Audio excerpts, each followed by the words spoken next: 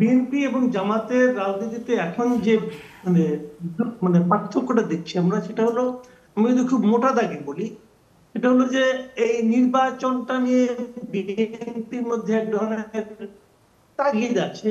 BNP বলতে চাচ্ছে যে আপনারা একটা রোডম্যাপ ঘোষণা করেন, নির্বাচনটা কবে দিবেন কি দিবেন না, এই ধরনের।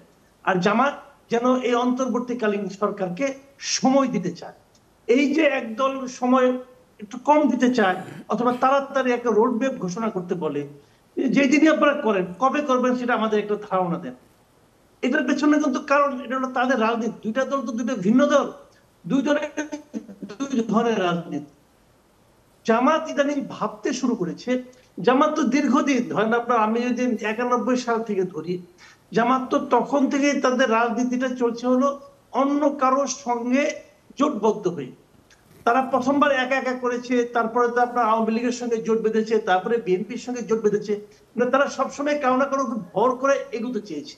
এখন জামাত যে কোনো কারণে হোক, তারা মনে করছে যে তারা নিজেরাই এখন একটা বড় শক্তি হয়েছে।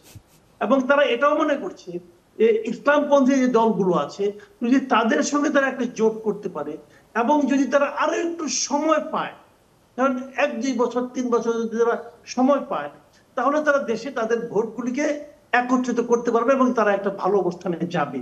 এটা হলো আমার ধারণা। জামাত হয়তো এভাবে ভাবছে, আমি তো শিওর না, আমার যেরকম মনে হয় আর কি, ওনারা এই চান্সটা নিতে চায়। আর বিএনপি কি চায়?